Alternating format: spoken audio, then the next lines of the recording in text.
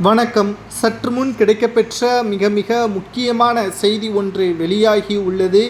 அதிமுகவின் ஒருங்கிணைப்பாளர் ஓபிஎஸ் தான் என்பதை மீண்டும் உறுதிப்படுத்தும் விதமாக தேர்தல் ஆணையம் ஓபிஎஸ் அவர்களுக்கு கடிதம் ஒன்றை கொடுத்துள்ளது.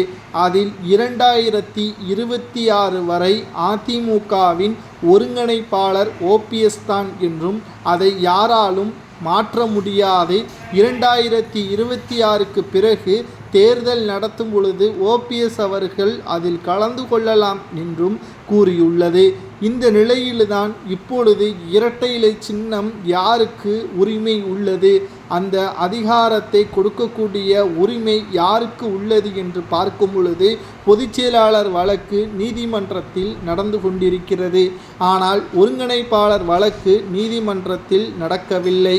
ஆகையால் அதிமுகவின் உயர் பதவியில் இருக்கக்கூடியவர் ஓபிஎஸ் தான் என்றும் அவர்தான் வருகின்ற சட்டப்பேரவை தேர்தலில் இரட்டை இலை சின்னத்தை யாருக்கு ஒதுக்கீடு செய்ய முடியும் என்பதை அவர்தான் கையெழுத்து இட முடியும், அவருக்குத்தான் இரட்டை இலை சின்னத்தையும் கொடுக்க முடியும் என்பதையும் தேர்தல் ஆணையம் தெரிவித்துள்ளது.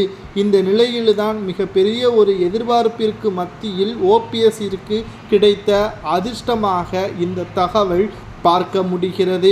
அனைத்திந்திய அண்ணா திராவிட முன்னேற்ற கழகத்தில் ஓபிஎஸ் அவர்கள் மறைந்த முதல்வர் ஜெயலலிதா அவர்களுக்கு பிறகு பல கஷ்டங்களையும் அணிவித்துள்ளார். கூவத்தூரில் சசிகலா அவர்களை பல நிர்வாகிகள் மனமாற்றம் செய்து ஓபிஎஸ் அவர்களது முதல்வர் பதவியை பறிக்க வைத்து எடப்பாடியை தேர்வு செய்து ஓபிஎஸ் அவர்கள் அம்மா சமாதியில் போராட்டத்தை நடத்தி துணை முதல்வராக பொறுப்பேற்று 2021 சட்டமன்ற தேர்தலில் தோல்வியடைந்தவுடன் ஓபிஎஸ்ஐ கலட்டிவிட முயற்சி செய்த எடப்பாடி அவசர செயற்குழுவை கூட்டி தன்னை தானே பொதுச்செயலாளர் என்றும் துணை பொதுச்செயலாளராக KP முனுசாமி அவர்களையும் தேர்வு செய்து ஓபிஎஸ் அவர்களுக்கு மிகப்பெரிய ஒரு மோசடியையும் நம்பிக்கை துரோகத்தையும் எடப்பாடி செய்ததன் காரணமாகத்தான் தற்பொழுது வரை ஓபிஎஸ்ஸிற்கு மறக்க முடியாத ஒரு நினைவாக பார்க்கப்படுகிறது.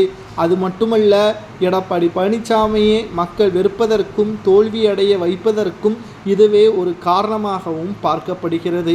இல்லை என்றால் மக்களும் தொண்டர்களும் இன்றைக்கு எடப்பாடி பழனிசாமியை வெற்றியடைய வைத்திருப்பார்கள். ஆனால் அவர் செய்த துரோகத்தின் காரணமாகத்தான் மக்களும் தொண்டர்களும் மறக்கவில்லை. ஆகையால் தான் அவர் மக்களவைத் தேர்தலில் தோல்வியடைந்தார் என்று ஓபிஎஸ் சரியா தவறு என்பதை கூறுங்கள்.